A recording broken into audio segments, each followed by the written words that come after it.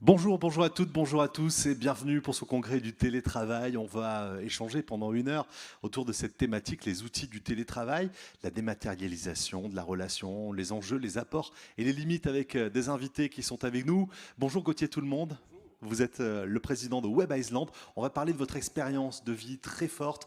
Régulièrement, vous abandonnez le monde finalement, vous déconnectez complètement, vous partez dans le désert, ça peut être une île déserte ou un territoire totalement désert. Vous nous raconterez comment vous vivez ça, ce que ça change chez vous et puis vous montrerez aussi les limites, on apprendra des limites de cette expérience.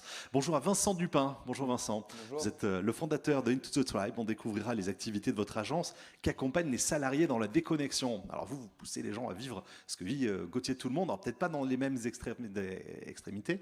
On découvrirait ça ensemble dans quelques instants.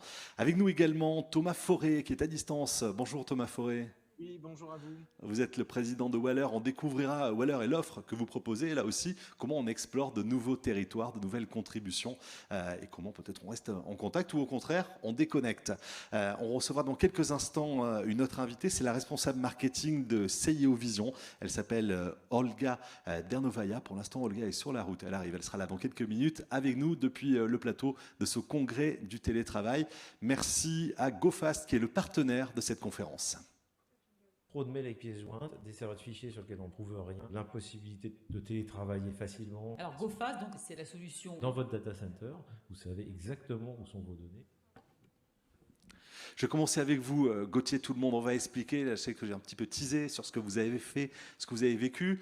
Vous êtes explorateur, vous êtes également un chef d'entreprise, vous avez longtemps travaillé dans la finance, puis vous avez lâché tout ça pour diriger votre propre entreprise. Et régulièrement, vous partez pour une période, 40 jours, dans un lieu totalement désert. Vous avez fait ça combien de fois, de déconnecter à ce point-là ? 3-4 fois. 40 jours, pourquoi finalement? Parce que c'est le temps de se désintoxiquer de la vie moderne. On parle de quarantaine. Oui. 40 jours, voilà, c'est le temps. En fait, 40 jours, ça paraît court, mais quand on est seul, c'est long. Et donc, on a le temps d'apprécier toutes les étapes de cette solitude, avec plus ou moins de bonheur au départ. Et puis, petit à petit, la solitude devient un peu une compagne. On en parlera peut-être par la suite. Mais on voilà, expliquera ce qui se passe pendant cette période particulière il se passe des pour choses vous. bizarres dans la tête à ce moment-là. Qu'est-ce qui vous a amené à partir, à rompre comme ça, à avoir envie de tenter cette expérience? Lorsque vous êtes chef d'entreprise, vous le faites depuis que vous êtes chef d'entreprise. Alors, si on est tout à fait honnête, partir sur une île déserte, c'était un rêve de gamin. Donc, c'était les lectures de Jules Verne, de Grand Cousteau. Et puis en 2005, j'ai rejoint l'explorateur Jean-Louis Etienne à Clipperton. Clipperton, c'est l'atoll le plus isolé au monde, dans le Pacifique. Et j'ai vu des scientifiques qui travaillaient avec des ordinateurs alimentés par l'énergie solaire. Je me suis dit, tiens, peut-être quelque chose. Il y a un mode de fonctionnement, il y a une méthode. En 2011, je participe au tour du monde à l'énergie solaire du bateau solaire, le Planète Solar. Ouais. Là, je me dis, tiens, le solaire, c'est pas mal. Donc je me suis dit, finalement, les nouvelles technologies et le solaire, ça peut m'aider à faire cette expédition. Or, j'aime pas la routine et je me suis dit ce serait intéressant, avec mon équipe, ça a été préparé très en amont, de se dire qu'est-ce qu'on fait d'un peu rigolo. Et à l'époque déjà, j'étais assez fasciné par le travail à distance. Je me suis dit, voilà, on va faire quelque chose dans des conditions extrêmes. J'ai demandé si quelqu'un voulait prendre ma place. J'ai pas eu de réponse favorable. Si j'avais dit, voilà, c'est un bel hôtel sur une île déserte, au Maldives, ou je sais pas où. Peut-être eu davantage de candidatures. Là, je voulais la vivre d'une façon extrêmement authentique. Donc avec quasiment rien pour manger, du riz, des noix de coco, comme ça qu'on perd facilement 14 kilos. Et quand je dis ça à mon équipe, qu'il y avait en plus des serpents, qu'il y avait des varans, qu'il y avait des rats, etc., là les gens ont dit, c'est le boss qui y va, mais pas nous. Voilà. Donc, vous partez pour ces 40 jours, première expérience, même si vous êtes déjà un explorateur, vous avez dit vous êtes parti avec Jean-Louis Etienne, entre autres, vous partez, un kit, des panneaux solaires, un ordinateur, un kit de communication satellite. Alors, le matériel était très simple. Ma maison, en fait, c'était un hamac, donc suspendu entre deux palmiers, une moustiquaire, parce qu'il y a énormément de moustiques, et puis une bâche de protection pour la pluie. Mais ça tombe bien, je suis parti au moment de la saison des pluies, ce qui n'était pas une très bonne idée. Donc j'ai eu des orages monstrueux, et sans cette bâche de protection, ça aurait été horrible. J'avais 4 panneaux solaires. En gros, ça faisait la taille d'une grande serviette de bain, qui était reliée à deux batteries, ordinateur, un capteur d'internet satellitaire. Évidemment, j'étais loin de tout. Je voulais vraiment être isolé du monde, donc pas avoir de visiteurs. Et donc, il faut un capteur d'Internet satellitaire, et à ce moment-là, vous pouvez travailler. Sauf que l'Internet satellitaire, c'est relativement onéreux. Donc, la communication avec mon équipe, elle se faisait principalement par mail. Sans pièces jointes, simplement du texte, pour Exactement. limiter la consommation de données. Ça, et éviter aussi, lorsqu'il y a des mises à jour, je ne faisais pas de mise à jour, sinon là c'est druide. Ouais. On a fait quelques Skype, mais c'était principalement par mail. Alors à l'époque, on était en 2013 à ce moment-là, Skype c'est le principal vecteur pour communiquer en visio. Pour celui qui est insulaire, Skype c'est assez déstabilisant parce que vous entrez dans un univers qui est celui de votre bureau, vous voyez votre équipe, et lorsque vous fermez la session, vous dites « mince, je suis quand même terriblement seul ». Et là, ça vous pèse, ça vous pèse beaucoup.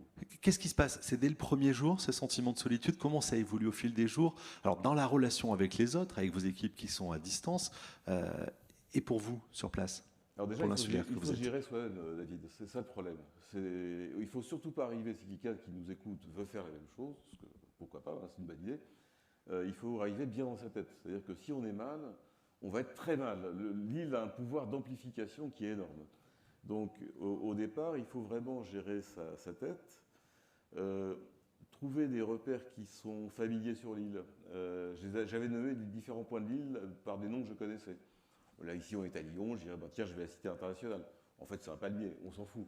Mais c'est de dire, voilà, je colonise l'île en termes philosophiques du terme, pour que je me l'approprie et que je ne sois pas paumé. Qu'est-ce qui se passe dans votre tête au fur et à mesure? Comment ça évolue? Vous prenez vos repères, vous avez votre matériel, vos contacts, mais néanmoins, cette solitude, cette déconnexion, puisqu'on parle de ça aujourd'hui, cette déconnexion, elle évolue comment au fil des 40 jours? Alors, au départ, c'est les grandes frayeurs. Et puis ce côté vertigineux de se dire je suis seul, c'est un peu bizarre quand même. Alors heureusement j'avais pris un chien, donc il m'a accompagné et on parle à son chien. J'ai jamais parlé autant à un chien, et lui me parlait à sa façon, donc c'était plaisant. Mais enfin bon, ça reste un chien. Donc on a un peu peur, le fait de ne plus voir aucun humain, ça devient une préoccupation. Et puis il y a le cap des 15 jours où finalement au bout de 15 jours on s'est réapproprié une vie en pleine nature. La nature devient une compagne, la solitude devient assez curieusement une compagne, et on passe un cap, curieusement, en 15 jours, ce qui n'est pas long. Hein. Ça va très vite. Et lorsqu'on arrive à 4 semaines, la 4e semaine est un peu compliquée parce qu'il y a un fossé qui se crée entre l'insulaire et le reste du monde, comme j'appelais. Sur les préoccupations, par exemple? Bah, quand je communiquais avec mon équipe, je devenais un peu parano, parce que tiens, le mail, je ne le comprends pas, est-ce qu'il n'y a pas quelque chose de caché derrière ce mail Bon, j'avais perdu 14 kilos, j'étais mal, j'ai chopé une maladie tropicale, donc on ne va pas forcément très bien, et du coup, on a des réactions qui ne sont pas extrêmement saines. Et puis, il y a cette peur finalement qui s'installe, peut-être pour les gens qui vont être déconfinés et réintégrer leur entreprise, c'est de se dire, mince, j'étais content d'avoir quitté le monde, les voitures, je vis en pleine nature, je me suis réapproprié, et puis tout d'un coup, je vais devoir retrouver ce que finalement j'ai un peu quitté avec plaisir. Et il y a cette crainte de revenir dans le monde normal. Il y a quelque chose de paradoxal dans ce que vous vivez là alors? Oui, c'est-à-dire qu'au départ, on cherche la présence des autres, ouais. On la regrette, elle est pesante, et après on se dit, mince, qu'est-ce que je vais faire quand je vais revenir? Quelle sera ma réaction? En gros, il a fallu 6 mois, parce que j'étais malade, pour déjà me sentir mieux physiquement. Et puis, dans les relations qu'on a avec les autres, là, je crois qu'il ne faut pas réfléchir. C'est un peu comme qu'on se déconfine et qu'on réintègre son entreprise. On dit, on refait comme avant. Et on est dans l'action. C'est le fait d'être dans l'action qui fait que ça va bien. Vous êtes quel type de manager? Pas un hyper contrôlant, visiblement? Au départ, j'ai eu la tentation de fliquer un peu. D'accord. Ce qui est, à mon avis, une tentation assez légitime de manager. Ouais. Après, moi, je pense que le travail à distance fonctionne que s'il est basé sur la confiance. Alors, la confiance dans le boss, après tout, il fallait quand même que le boss, je passais un peu pour un excentrique. Hein. Quand je leur ai dit, voilà, je vais partir 40 jours sur une île déserte, ça dit, ça y est, ça le reprend, c'est un grand malade. Bon, après, j'ai expliqué le projet, ils ont adhéré, et moi, j'avais confiance en eux, j'ai délégué financièrement, je ne faisais pas l'échec, hein. J'étais oui, évidemment, loin de tout. Hein. Ils sont quelque part aussi les cobayes vos salariés sont les cobayes de l'expérience, eux aussi. Ils sont des cobayes volontaires, n'empêche que lorsqu'on a eu le premier confinement, on n'a pas vécu d'une façon difficile. On avait déjà expérimenté le télétravail. C'est un avantage. Je viendrai dans un instant avec vous. Vincent Dupin, fondateur de Into the Tribe. Vous, l'idée, c'est d'emmener des gens, des salariés à la déconnexion. Qu'est-ce que vous leur faites faire? C'est pas 40 jours dans le désert, c'est pas aussi fort et aussi dur que l'expérience de Gauthier. Non, effectivement, nous, ce qu'on fait, c'est qu'on amène les collaborateurs à la montagne, à la mer, en pleine campagne. Et pendant plusieurs jours, en général, c'est 2-3 jours, on leur coupe totalement Internet.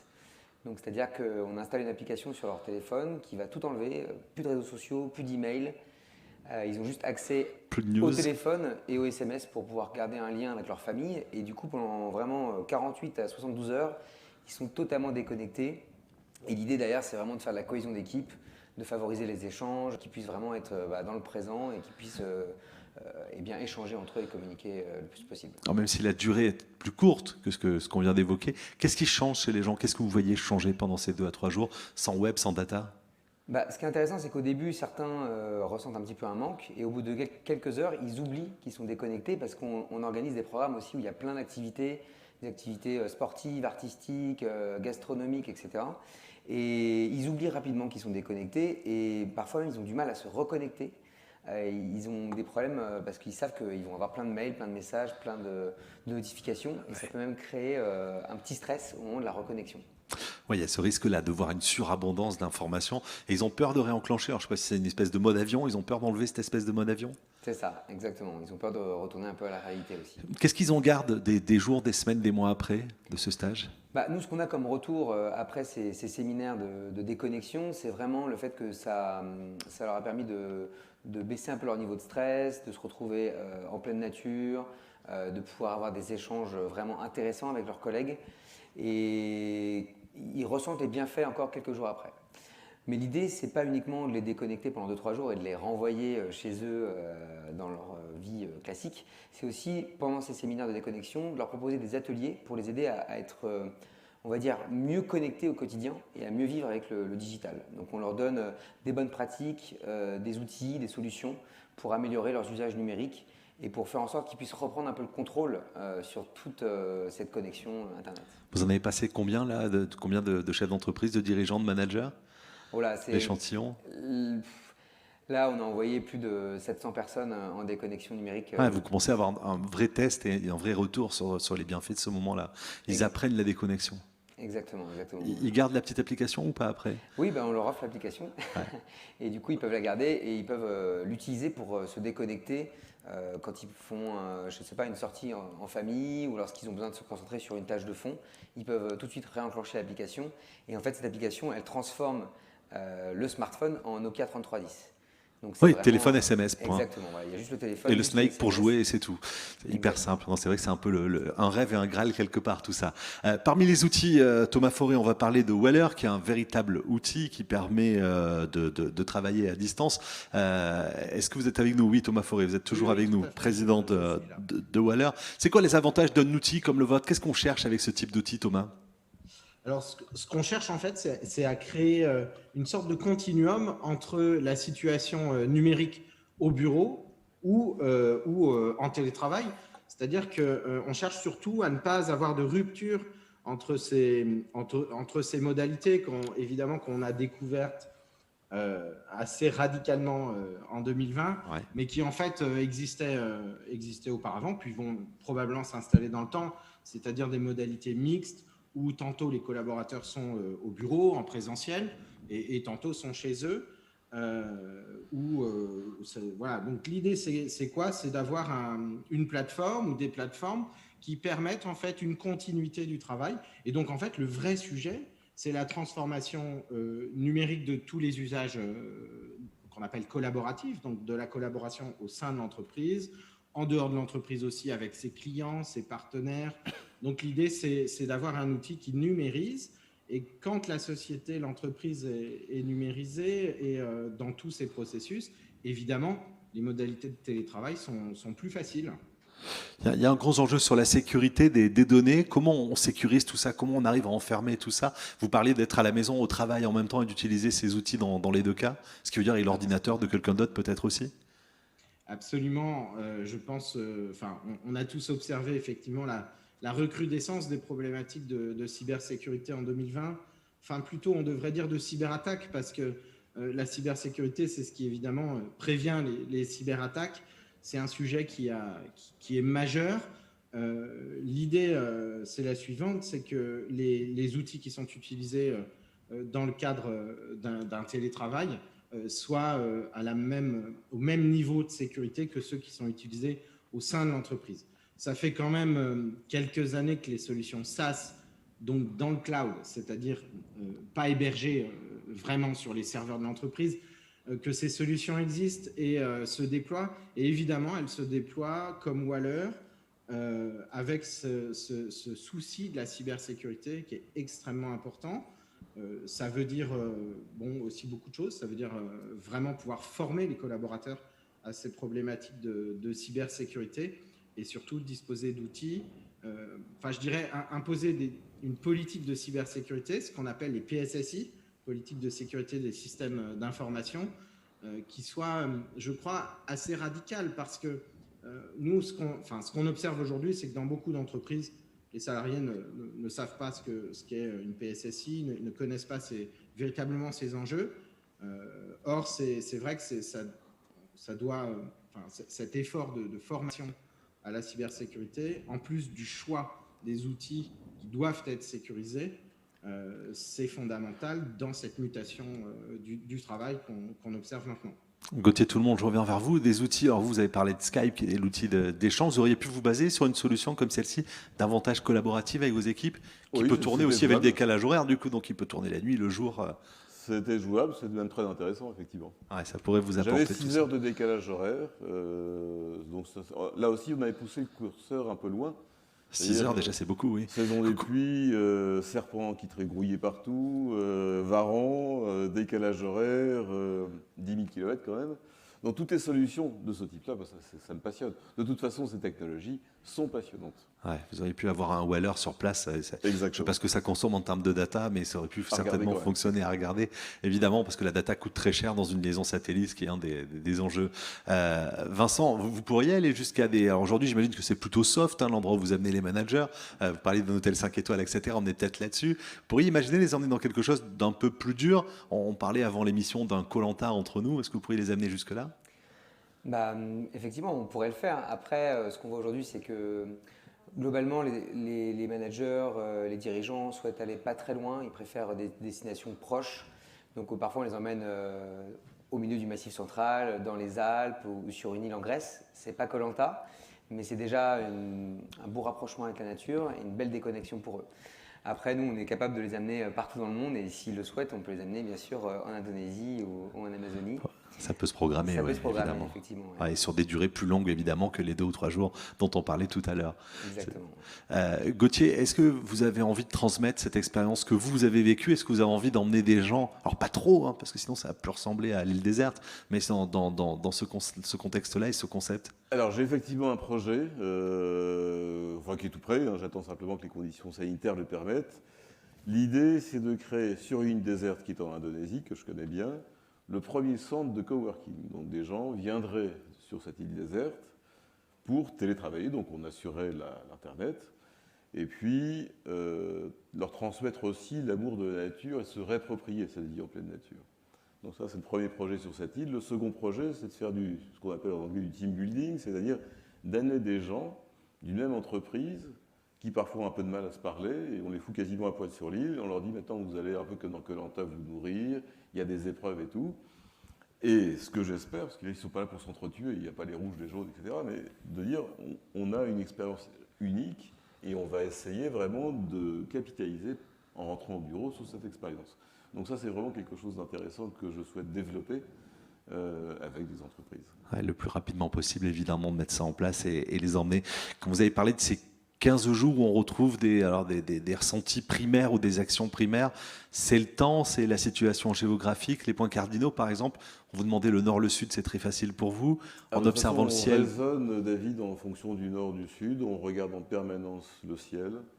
On regarde en permanence les feuilles. Il y a pas mal d'indicateurs, ou le lagon, il y a plein de choses qu'on se dit, bien sûr, à l'usage, c'est évident, il va faire tel temps demain. Il y a une chose que je voulais dire quand même par rapport au travail à distance et au confinement, c'est qu'on peut se retrouver dans un endroit magnifique, ce qui est le cas de l'île déserte, Et à l'usage, parce que finalement je ne faisais quasiment que travailler, l'île désert était assimilée au bureau.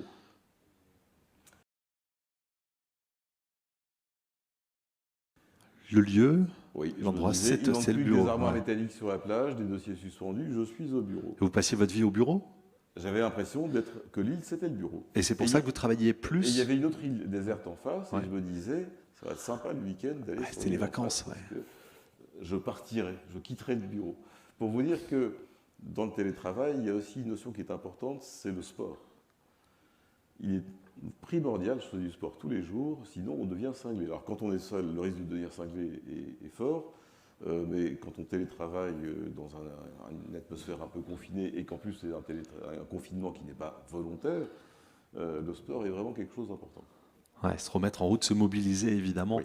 et bouger. La réaction, là j'ai Stéphane qui vient de laisser un petit message dans le chat. D'ailleurs, laissez-nous des messages, des réactions, des questions pour nos invités aussi. Vous pouvez le faire pendant toutes les émissions. Stéphane qui dit oui, forcément, elle sera moins déserte, votre île, au moment où vous serez en cowork. Vous n'avez pas peur que ça casse quand même quelque chose, qu'il y ait un petit peu plus de monde par rapport à vous, l'expérience ultime que vous avez vécue, même si c'est pas la dernière? Je continuerai de faire des expériences en solitaire parce Ouais, que c'est vraiment une passion. Et puis je suis parfois accompagné par des psychologues, enfin à distance, qui m'expliquent. J'avais aussi un toubib à distance qui me suivait. Et après, on fait un retour d'expérience pour voir qu'est-ce qui se passe en crâne, quelles sont les réactions psychologiques. Parce que finalement, il y a beaucoup à dire. Il faut déjà s'accepter soi. Il faut accepter plein de choses et cet aspect psychologique, il est fondamental. En revanche, lorsque on vit ces expériences seules, finalement la morale de cette histoire, c'est qu'on a tous des capacités incroyables à s'adapter. Je vous mets sur une île déserte, David, je suis certain qu'au bout de 15 jours, vous serez un champion. Pourquoi? Parce que vous n'avez pas le choix. Vous avez un problème d'ordinateur, vous allez vous débrouiller tout seul. Débrouillez-vous, ouais. Un problème de gros orage qui a complètement démantibulé vos panneaux solaires, votre hamac et tout ça, vous allez vous débrouiller. Et en fait, on a tous, vraiment tous, des capacités pour s'adapter. Vous avez craqué ou pas à un moment? Alors, sur l'île déserte, non. D'accord. Ça m'a traversé l'esprit quand même, je trouvais que c'était un peu dur. Dans le désert, par plus de 50 degrés à l'ombre, et ça pendant 5 heures de la journée. Les conditions sont Dans une encore plus tente dures. qui faisait 3 mètres carrés, là ça devient très dur. Ça devient très dur parce que c'est physiquement très éprouvant. Très très très éprouvant. Vous êtes passé par la peur aussi? La peur, je l'ai eue, pas dans le désert, pourtant, non, pas dans le désert, pourtant il y a quand même des menaces, il y a des scorpions, il y a des serpents, mais on ne les voit pas, on s'en fout un peu. La première peur que j'ai eue sur l'île déserte, le premier jour, c'est mon copain suisse Raphaël Donjon, l'homme du Planet Solar, qui m'a dit t'es pas très bricoleur, je vais t'installer tes panneaux solaires, on va tout vérifier, et puis après je m'en vais. Et puis on était sur la plage, donc l'île, il n'y a personne dessus, donc la vie animale a repris le dessus, évidemment. Et il m'a dit Gauthier, regarde à tes pieds, parce qu'il Raphaël est suisse. J'ai regardé, et en fait il y avait un serpent qui était à 1 mètre de mon mollet. Premier contact. Premier contact, l'écrou était sorti. Il m'a dit, il ne faut pas bouger. Je peux vous assurer que je n'ai pas bougé. Et après, il est allé chercher un bâton. Et voilà. Donc je me suis dit, OK, il y a le lagon, il y a toute la fantasmagorie qu'on peut avoir, les fantasmes sur l'île déserte. Et puis finalement, la réalité, elle est assez comme ça. C'est-à-dire que oui, c'est une vie sauvage. Oui, c'est une expérience un petit peu extrême. Mais encore une fois, on en tire quelque chose. Ouais. On ressort plus fort finalement. Thomas Forêt, je reviens vers vous. Ça vous tenterait une expérience d'un Waller comme ça, utilisé à distance, mais à distance extrême? Alors non seulement, ouais, ça m'intéresserait. Enfin, moi j'ai déjà vécu à titre personnel des expériences similaires. Je pense qu'effectivement vivre dans la ville en permanence, c'est aussi couper nos racines de ce que nous sommes. Et clairement, alors nous ce qu'on faisait jusqu'à présent, c'est plutôt bon, c'est un peu moins exotique, mais ce sont des séminaires en fait chaque année où on emmenait toute l'entreprise dans la campagne, quoi. Donc voilà, c'est moins radical. Mais il y a des expériences comme ça qui existent aussi. Alors j'avais vu il y a quelques années un partenariat entre, vous savez, le ministère des Armées et une grande école de commerce dont le nom m'échappe, mais ils faisaient du mix de formation. Et ils emmenaient des élèves de l'école de commerce pendant 8 jours en stage, pas commando, mais vous voyez, où ils apprenaient le leadership. Alors ça, c'était très intéressant parce qu'effectivement, voilà, on est loin de l'ordinateur, on est loin de ce qui est feutré en fait dans tout ce qu'on peut connaître voilà, dans cette vie un peu moderne, connectée aussi. Je pense que la déconnexion a évidemment beaucoup d'impact positif. Et d'ailleurs, pour nous, dans Waller, ça c'est un vrai sujet, le sujet de la connectivité. L'outil de télétravail ou l'outil, je me permets de revenir un peu au sujet, mais l'outil de connexion aux autres, c'est pas forcément un outil de connexion permanent. Et il y a beaucoup de solutions qu'on appelle réseaux sociaux d'entreprise, outils collaboratifs ou voilà, des plateformes de communication, et beaucoup qui sont aussi avec ce point de vue un peu américain, qui est de dire, pour être efficace, pour être productif, rentable, il faut être toujours connecté à tout. C'est exactement la philosophie de Teams et la philosophie de Slack que tout le monde connaît. Enfin, en tout cas, Teams, tout le monde connaît maintenant. C'est la logique des flux d'infos permanents et qui voilà, c'est cette idée, il faut être connecté à tout pour tout savoir et pour être efficace. Moi, je pense l'inverse. Moi, je pense que l'outil numérique, il devient efficace quand il devient abstrait, c'est-à-dire quand il s'abstrait en réalité du quotidien et quand il devient vraiment un outil au service de la communication humaine qui, elle, passe nécessairement par le relationnel présentiel. Ça, c'est très important. Je pense que des sociétés qui prennent la décision aujourd'hui de faire du full remote permanent, je pense que ça aura beaucoup de limites dans l'avenir. Et je pense qu'il y aura un retour effectivement au présentiel. Nous, on est très attachés à ça. C'est pour ça que je vous ai parlé tout à l'heure d'une sorte de continuum, parce qu'il ne s'agit pas d'envisager le télétravail comme un absolu, comme quelque chose qui serait la clé à tout. Bien sûr, ça répond à des enjeux très importants en termes de transport. Quand on est dans une métropole, évidemment, on peut penser que gagner 1 heure à 2 heures par jour, c'est évidemment bien pour l'équilibre personnel de chacun, mais tout à distance, ce n'est pas non plus très humain. Et nous, on a conçu Waller comme un outil dans lequel l'utilisateur va en fait reprendre le contrôle sur les conversations, les communications, les sujets surtout sur lesquels il veut s'attacher. Donc c'est l'inverse d'une boîte mail. Dans une boîte mail, vous recevez en permanence des sujets qui n'ont rien à voir les uns avec les autres. Et ça, c'est vraiment la pollution du système collaboratif des années 80 jusqu'à maintenant. Cette idée de plateforme et ces idées de plateforme qui arrivent maintenant, en tout cas avec Waller, nous on essaye de prendre du recul par rapport à ça et de donner aux collaborateurs, aux gens qui communiquent dans leur milieu professionnel, un outil où ils peuvent redevenir proactifs. S'ils ont envie de faire des pauses, ne pas consulter les sphères de communication, eh bien, ils ne sont pas obligés de le faire et ils ne seront pas pollués de push. Et ça, je pense que c'est très important parce que beaucoup d'outils aujourd'hui se ressemblent tous et on parle encore beaucoup de notifications, etc. Et en fait, ce qu'on est en train de faire, c'est malheureusement reproduire le problème qu'on voit avec les emails.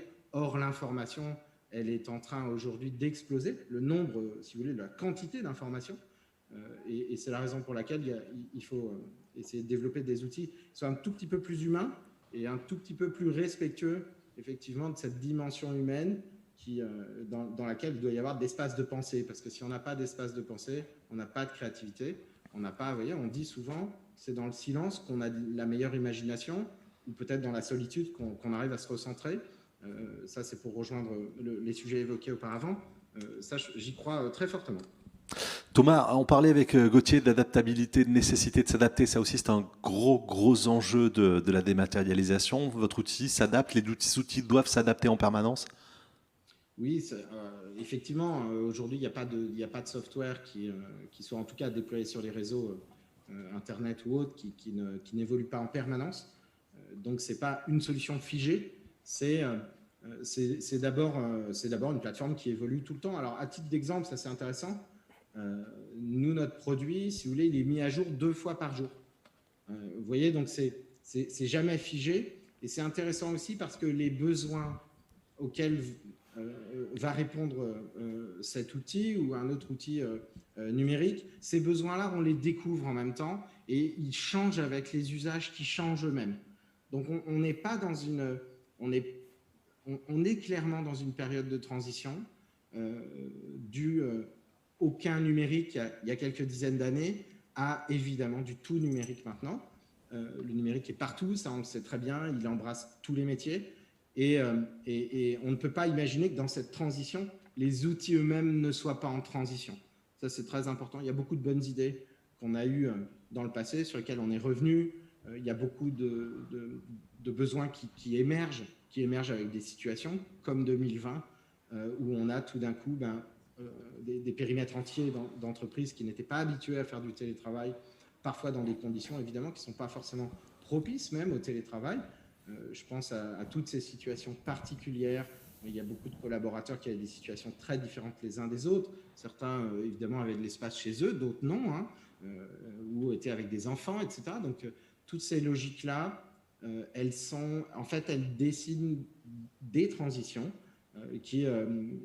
auxquelles aujourd'hui, nous, éditeurs de logiciels, on doit évidemment faire face, y répondre le mieux qu'on peut et surtout y répondre main dans la main avec nos clients et nos utilisateurs. Ça, c'est très important. On ne construit pas des solutions ou une solution tout seul. On la construit en permanence, on dialogue avec nos utilisateurs. Merci Thomas pour ces explications, ces Merci. réponses. Des questions, on commence à en avoir des réactions aussi alors, à propos de vos expériences à Gauthier et Vincent. C'est un peu le même concept que de kidnapper des dirigeants pour faire du team building, par exemple. Caroline qui nous dit « Partir en laissant l'entreprise, n'est-ce pas un peu idéaliste avec les contraintes du business ?» Gauthier? Pas du tout. Dès lors que la société s'y prête, évidemment, il faut que ce soit compatible, mais dès lors que le projet est très prévu, bien organisé, qu'on l'ait bien pensé, c'est tout à fait possible. Et moi, quand j'étais revenu du désert, j'avais dit si quelqu'un un jour veut partir, j'ai aucun problème pour qu'on me remplace et que ce soit quelqu'un d'autre. Parce que j'estime que ce sont des expériences uniques, on se retrouve à la fois seul mais en relation avec son équipe. Cette relation, d'ailleurs, elle est intéressante parce qu'elle a évolué aussi dans le temps. Finalement, lorsqu'on était en France, on avait des relations de bureau. Et puis, lorsque je suis parti sur l'île, qu'on s'est rendu compte que c'était beaucoup moins simple qu'on l'imaginait, j'ai fini par avoir des relations beaucoup plus personnelles avec mes collaborateurs, notamment le week-end. Et finalement, lorsque je suis revenu en France, on a eu des relations nettement améliorées parce qu'on s'était raconté des choses personnelles, ce qu'on ne fait en principe jamais au bureau. Mais il a fallu cet événement pour que finalement l'équipe soit consolidée. Et donc si c'était, on l'a refait, mais on l'a refait non pas parce qu'on est inconscient, mais parce que ça a bien fonctionné. Avantage, oui. Et que finalement, il faut parfois sortir d'une routine, parce qu'on est tous dans la routine, elle enferme, et se dire on ose quelque chose. Alors on peut se planter, mais on s'en fout de se planter. D'ailleurs, ça ne menace pas la santé de l'entreprise. Attention, moi j'étais actionnaire de la société, donc si elle s'était plantée, j'étais perdant. Vous aussi, oui. Donc je ne suis pas non plus complètement inconscient. Mais encore une fois, ces expériences qui sortent de l'ordinaire, qui sont singulières, elles vont, pour répondre à cette question, renforcer une équipe et en aucun cas ça menace une société, en l'espèce. Vincent, est-ce qu'il y a un moment où il faut qu'une société, il y a des signes dans une entreprise qui font qu'il faut déclencher un séjour chez vous, un stage chez vous? Là, c'est vraiment le bon moment, puisqu'on a tous passé 1 an et demi un peu isolés. Ça a été aussi une des problématiques liées au télétravail. C'est que, d'une part, les collaborateurs ont été isolés, chacun est resté à travailler chez soi. En plus de ça, on a tous vécu un moment d'hyperconnexion très important. Comme ça a été dit tout à l'heure, il y a eu une multiplication des messages, des échanges, des outils. Certains collaborateurs ont continué à télétravailler le soir, après la journée de travail, parfois le week-end. Bref, globalement, on a vécu une période d'hyperconnexion intense. Et je pense qu'aujourd'hui, il y a un besoin de se retrouver, il y a un besoin de se voir dans la vraie vie. Et surtout de créer des moments d'équipe, parce que ça fait 1 an et demi que ça n'a pas été le cas. Alors, bien sûr, il y a eu des événements à distance, les office managers, les DRH ont essayé de créer des petites aventures d'équipe à distance, mais ça ne vaut pas malheureusement une vraie aventure d'équipe en présentiel. Et donc organiser aujourd'hui un séminaire de déconnexion, ça a tout son sens pour d'une part recréer du lien entre les collaborateurs, mais aussi intégrer les nouveaux, ceux qui sont arrivés en pleine période de télétravail notamment et qui n'ont jamais vu leurs collègues. Et surtout faire en sorte de rebooster les équipes, de les remotiver pour attaquer cette reprise. Ouais, c'est le bon moment pour déclencher ce type d'échange. Stéphane nous dit réapprendre la cuisine, le ménage, la gestion des enfants, c'est pas mal aussi. Bon, on a eu un petit peu plus d'1 an et demi pour ça, pour se réimmerger dans la maison. Là, on part plutôt pour tout à fait autre chose. Vos questions, vos réactions, on les attend évidemment dans la fenêtre de chat à tout moment. On peut interpeller Gauthier, Thomas ou bien Vincent pour échanger sur leur parcours. N'hésitez pas à poser vos questions, n'hésitez pas à réagir. On est là pour ça tout au long de ce congrès du télétravail, pour échanger véritablement avec vous. Je reviens vers vous, Gauthier. Vous avez encore un rêve. Alors vous repartez, ça c'est vrai, vous repartirez, vous le ferez régulièrement.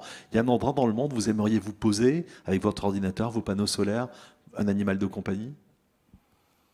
Ah, c'est une envie qui est régulière, oui. Parce que chaque expérience est différente. Chaque expérience est différente. Y compris dans la relation avec l'animal. D'ailleurs, je conseille beaucoup aux personnes qui travaillent à distance d'être accompagnées quand ils le peuvent par un animal. L'animal permet aussi de ne pas regarder le nombril, de se dire je vais lui donner à manger, je vais m'occuper de lui. Donc il y a une relation qui est assez particulière avec l'animal. Quand je suis parti dans le désert, là on se retrouve dans des conditions où on a plus de 50 degrés à l'ombre. J'avais pris donc un lévrier persan. Le chien, la communication que j'ai eue avec mon chien, c'était à peu près la même qu'avec l'autre. Sauf que là, le chien était un peu mon prof de SVT. C'est-à-dire qu'il m'a pris pour un abruti de Parisien qui ne connaissait pas la nature. Et lorsqu'on se promenait, j'avais remarqué que souvent, il me faisait contourner tout ce qui était buissons, etc. Et bon, je suivais parce que je lui faisais confiance. Et finalement, il a voulu me faire remarquer que, bien sûr qu'en dessous des buissons, c'est là où on trouve les serpents, les scorpions, etc. Donc l'animal vous protège. Ouais, il y avait un risque et évidemment, il faisait contourner ce risque. Voilà. Donc il y a une relation avec l'animal qui est assez intéressante à étudier. Et encore une fois, c'est un compagnon. Mais oui, repartir, c'est une envie qui est permanente. Et le lieu?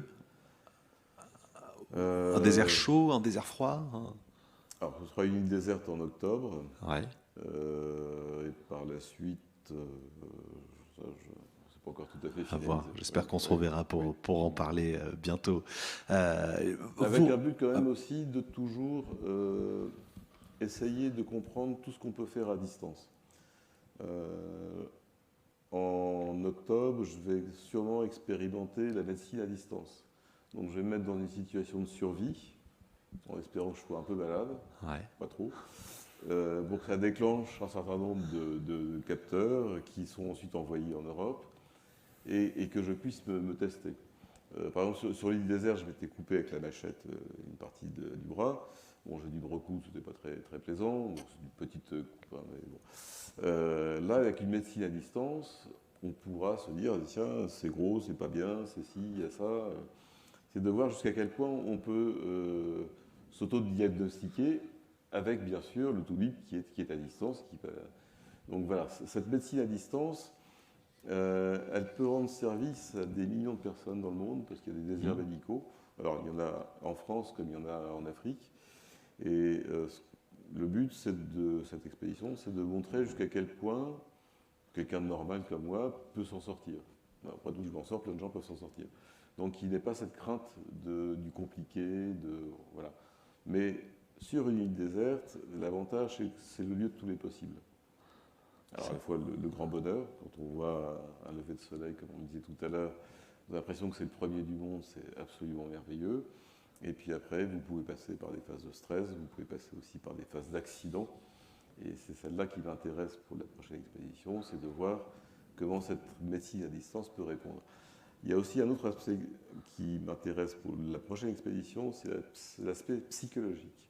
Vous aviez parlé, vous commencez à parler de ce suivi. Ouais. Voilà, c'est-à-dire de voir dans quelle mesure on a les mêmes réactions à chaque fois qu'on est seul, comment ça se déroule dans la tête. Le médecin à distance, finalement, c'est un psy. Une fois sur l'île déserte, à force de ne plus manger, d'être affaibli, il m'a envoyé un petit email en disant « il y a un truc qui ne va pas là ». Et donc il m'avait dit, voilà, en fait, tu es déshydraté, tu manges quasiment plus, tu es à moitié anorexique. Donc il m'avait passé de la potion magique, ce qu'on donne aux grands déshydratés dans les hôpitaux. Et effectivement, ça a été mieux. Et le médecin à distance, lui, c'est aussi un psy. De toute façon, si vous avez quelque chose de grave, il ne peut rien faire. Il est juste là pour vous calmer. Il est à plusieurs milliers de kilomètres de vous et vous conseiller. Et dire qu'on se sentait isolé quand on était en télétravail en Normandie au mois d'avril 2020. Waouh. Vincent, comment vous suivez, comment vous accompagnez vos clients après les séjours courts? Est-ce qu'il y a un accompagnement? Alors, ils gardent l'application, vous l'avez dit tout à l'heure, qui permet de couper les datas et certainement pas mal de notifications, de revenir presque au 3310 de Nokia, vous l'avez dit. Comment vous les accompagnez? Il y a quelque chose par la suite qui se fait, qui se met en route?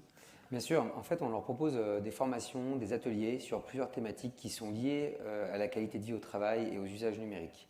Donc, on va les accompagner sur la question de comment faire pour améliorer ces usages numériques, comment améliorer sa gestion des emails, comment faire des réunions à distance qui sont plus efficaces ou même en présentiel.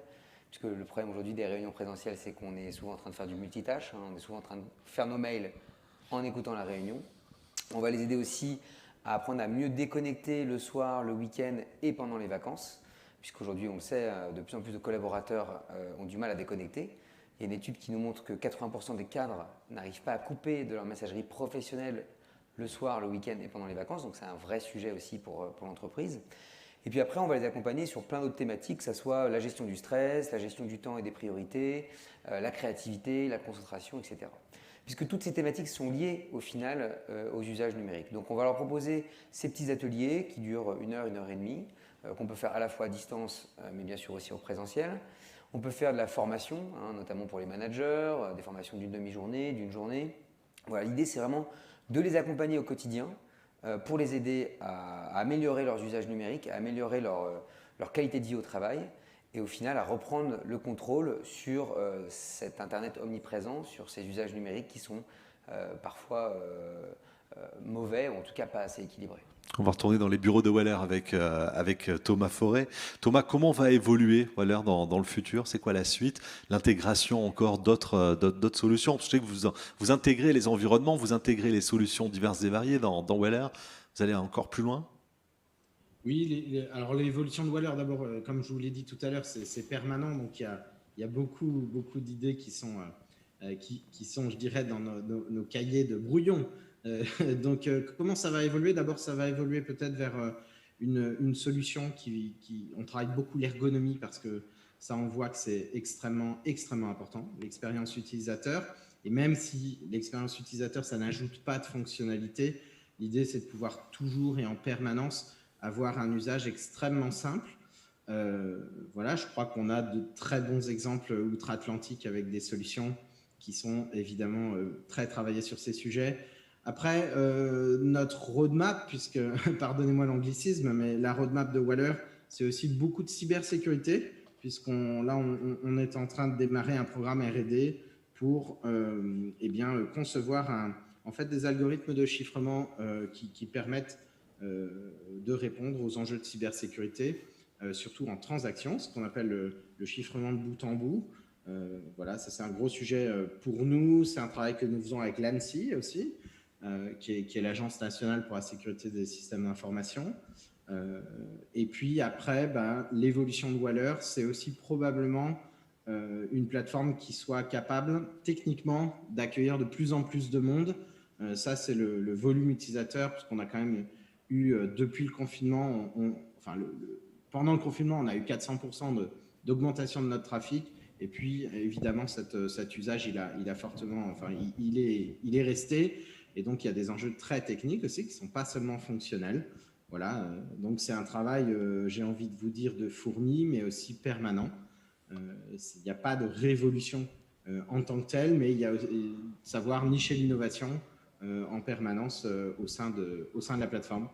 Ouais, ça a l'air de vous passionner. En tout cas, je sens beaucoup d'engagement sur la suite. Je vais revenir vers l'expérience ultime de Gauthier, tout le monde. Vous avez cette expérience par rapport à tout ce qu'on a pu vivre. Pour la plupart des gens, j'imagine, qui nous regardent, c'est tout à fait extrême.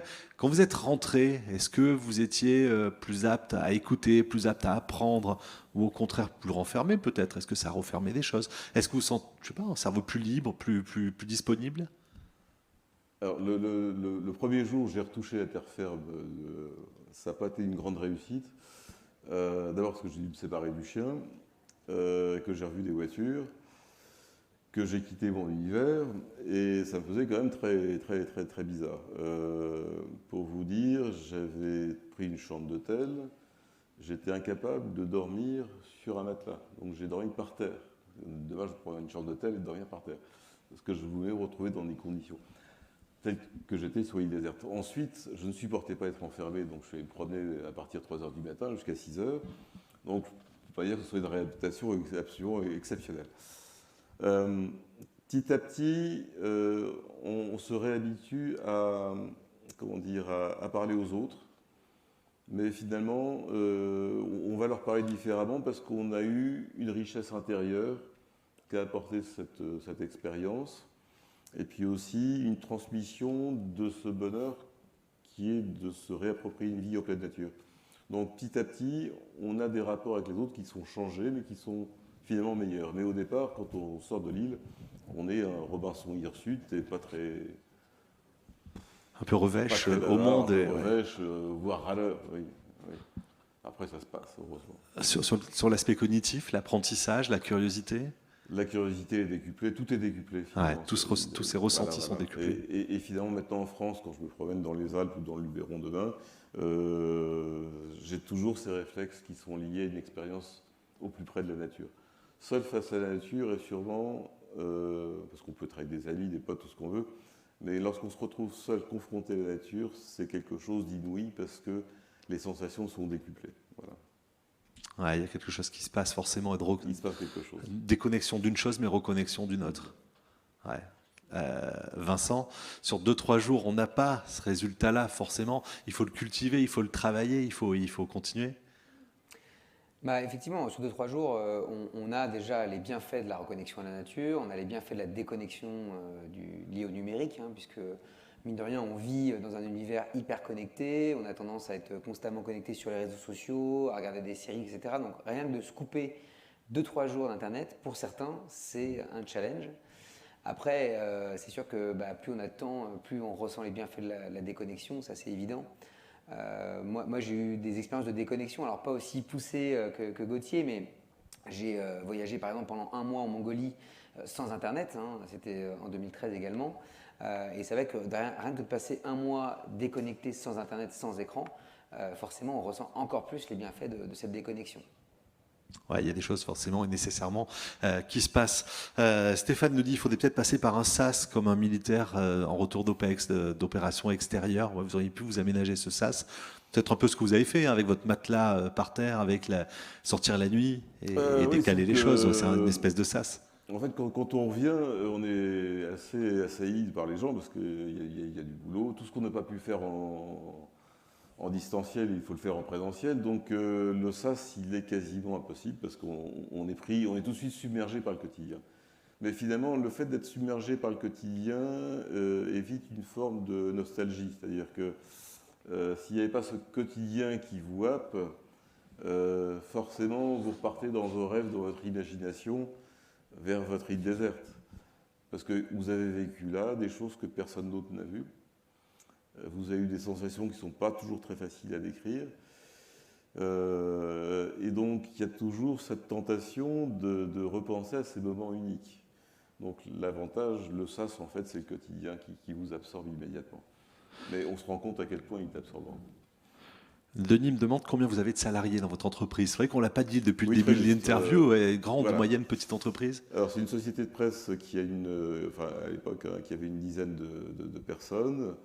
Le but, c'était que chacun, depuis que j'étais le patron de cette société, c'est que chacun gère sa partie comme si c'était sa propre entreprise. Et donc, il y avait une autonomie vraiment de l'ensemble du personnel. Il faut forcément un patron, mais chacun était un petit patron pour son petit département. Donc 10 personnes, c'est jouable, il n'y a aucun problème. Au-delà, je ne sais pas, on n'a pas expérimenté. Mais c'est vrai que la TPE se porte assez bien à ce genre d'expérience. C'est du silotage ou pas quand on fait 10 personnes, 10 secteurs? Ou au contraire, est-ce que tout le monde est changé et la taille de l'entreprise permet tout de même de garder un échange? Alors ce que j'aime bien aussi, c'est que les gens puissent remplacer l'autre. Donc, oui, d'intervertir les personnes. Il y a une interaction. D'accord. Oui. Ce qui m'a toujours amusé, c'est d'être novateur, de partir vers des choses qui ne sont pas forcément très pratiquées. Et surtout, lorsque j'ai repris cette société, c'est une structure un peu vieillissante dans ses modes de vie, de fonctionner, et le but, c'était vraiment de tout changer. Alors, il y a des choses qui ont marché, puis d'autres qui n'ont pas marché, évidemment, mais dans l'ensemble, c'était plutôt favorable. Thomas Forêt, je reviens vers vous chez Waller. Est-ce que le désilotage, c'est un enjeu avec la dématérialisation? Oui, je pense que ça touche vraiment le mode de gouvernance en fait de l'entreprise. Je dirais le numérique par essence en fait vraiment permet de supprimer les silos, en ce sens que la connexion transverse qu'il permet dans sa construction, dans l'Internet lui-même, eh bien, en fait, crée tout simplement des canaux de communication inter-services ou interpersonnels. Et évidemment, ça, je pense que c'est un grand enjeu d'abord de beaucoup de grandes entreprises qui sont organisées ou historiquement très hiérarchiquement. Je pense qu'on a beaucoup entendu parler de matriciel, de sujets transverses, etc. Et je pense que c'est vraiment un des enjeux, une valeur en fait probablement cachée et masquée par les hiérarchies trop verticales, parce qu'il y a beaucoup évidemment d'intérêt à mutualiser et à créer de la valeur aussi en transverse. Le numérique permet ça. Merci Thomas Forêt chez Waller. Vincent Dupin, le désilotage, alors c'est vrai que c'est un enjeu, on le sait, on l'a compris, on l'a appréhendé. Est-ce qu'on casse pendant ce temps-là aussi, pendant ces moments de rencontre, est-ce qu'on casse les silos qui peuvent exister? Alors effectivement, et c'est ça aussi un des objectifs des séminaires qu'on organise chez Into the Tribe, c'est de faire en sorte que les équipes se mélangent, que des gens qui ne se connaissent pas forcément bien apprennent à se connaître. Et le fait de ne pas être chacun chez soi, derrière son ordinateur, à être sur sa mission, et plutôt de partager des moments forts en équipe, eh bien, ça crée justement ce partage et cette cohésion d'équipe. On organise beaucoup d'activités comme des chasses au trésor, des olympiades, parfois des team building Koh-Lanta, alors rien à voir encore avec ce que vous avez vécu Gauthier, mais l'idée c'est vraiment de sortir un peu aussi les collaborateurs de leur zone de confort et de faire en sorte qu'ils se mélangent, qu'ils échangent au maximum et de casser d'une certaine manière les silos, ouais, effectivement. On a fait ce plateau un peu à l'envers parce qu'on a demandé à Gauthier combien il avait de salariés. Je vous demandais d'où elle vient cette idée, comment elle naît, pourquoi on a l'idée d'emmener des chefs d'entreprise, des managers, des dirigeants déconnectés. Et bien justement parce que en fait, j'ai vécu cette déconnexion lors d'un voyage en Asie. Je me suis retrouvé extrêmement déconnecté pendant 3 mois. J'ai vécu 1 mois en Mongolie, puis après 1 mois en Inde, dans l'Himalaya. Et j'ai fini mon voyage au nord du Laos. Et en fait, 3 endroits totalement déconnectés où les populations qui vivent là-bas n'ont pas Internet. Il faut savoir qu'aujourd'hui, il y a encore 40% de la population mondiale qui vit sans Internet. Il y a 1 personne sur 2 qui n'a pas accès aux réseaux sociaux. Alors nous, on est hyper connectés ici en Europe, mais dans plein d'endroits dans le monde, il n'y a pas de réseau ni de connexion Internet. Et donc, j'ai vécu pendant ces 3 mois juste avec le seul moyen de communication qui était mon téléphone portable, qui servait juste à envoyer des SMS, et encore j'avais un forfait national, donc je pouvais communiquer quasiment avec personne. Il y avait quelques cybercafés où je m'y rendais peut-être 1 fois par mois pour donner des nouvelles à mes proches, mais globalement pendant ces 3 mois-là j'ai vécu déconnecté. Ça vous a inspiré? Ouais. Ça m'a inspiré et je me suis dit il y a peut-être un problème. Je me rappelle très bien quand je suis arrivé dans le métro à Paris et que j'ai vu la plupart des gens les yeux rivés sur leur smartphone. Je me suis dit, il y a vraiment un décalage entre nous et ces populations qui vivent déconnectées. Et vu que j'étais passionné de voyage, je me suis dit, est-ce qu'il n'y a pas un coup à jouer sur ces voyages liés à la déconnexion? J'ai vu que ça existait et que ça marchait aux États-Unis. Là-bas, ils organisaient des summer camps digital detox. Et donc, je me suis dit, on peut réfléchir à une alternative ici en France. Et j'ai démarré ce projet en créant des voyages pour les particuliers. Donc j'ai amené des groupes dans le Berry, en Catalogne, dans les Cyclades, au Portugal. Et puis j'ai été rapidement contacté par des entreprises qui m'ont dit « mais votre projet là, de voyage Digital Detox, ça nous intéresse. On a envie de faire un séminaire Digital Detox. Est-ce que vous pouvez nous emmener ?» Je dis « pas de problème, je vous emmène ». Et depuis, ça fait 6 ans qu'on emmène les collaborateurs se déconnecter à droite à gauche partout en Europe. Thomas Forêt, on va terminer avec vous avec une présentation de l'entreprise. Waller, combien de gens qui travaillent autour de vous aujourd'hui? Alors, Waller aujourd'hui, c'est près d'une 30aine de personnes. Voilà, c'est une société qui est en croissance très forte parce qu'il y a 1 an, on était une 15aine. Voilà, des profils très variés, de tous âges. passant, enfin, vous voyez, du développeur au designer, en passant par les commerciaux, le marketing, etc. Voilà, c'est une petite PME et qui est en croissance. Merci pour ce petit tour chacun avec une petite présentation en clôture de cette émission. Gauthier, tout le monde, je vais vous laisser le mot de la fin avec l'expérience que vous avez vécue. On vous doit bien ça. Conseil pour un télétravailleur, enjeux, limites et apports, c'était la thématique.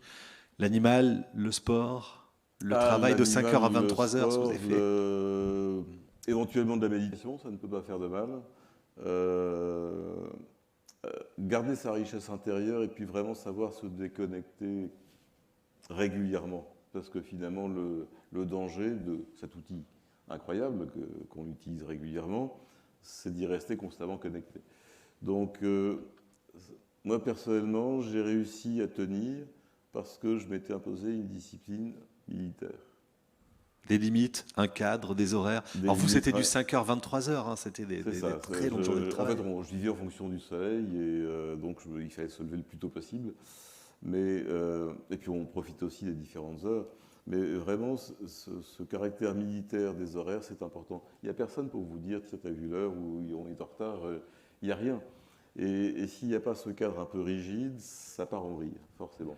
Donc même ici en France, s'imposer ça, c'est important. La tenue de travail, vous étiez pas en chemise de nuit, mais vous étiez comment? Alors j'étais pas en chemise de nuit, j'étais en bermuda, pas forcément habillé toute la journée. Et par contre, le soir, je me faisais fort de mettre, c'est idiot, hein, des chaussures de ville, un pantalon, une chemise à peu près repassée, et pas trop dégueulasse. Et l'humidité, oui. Un petit truc autour du cou. Et j'allais comme si je me rendais chez un ami. Pourquoi? Parce que sinon, vous devenez un Robinson.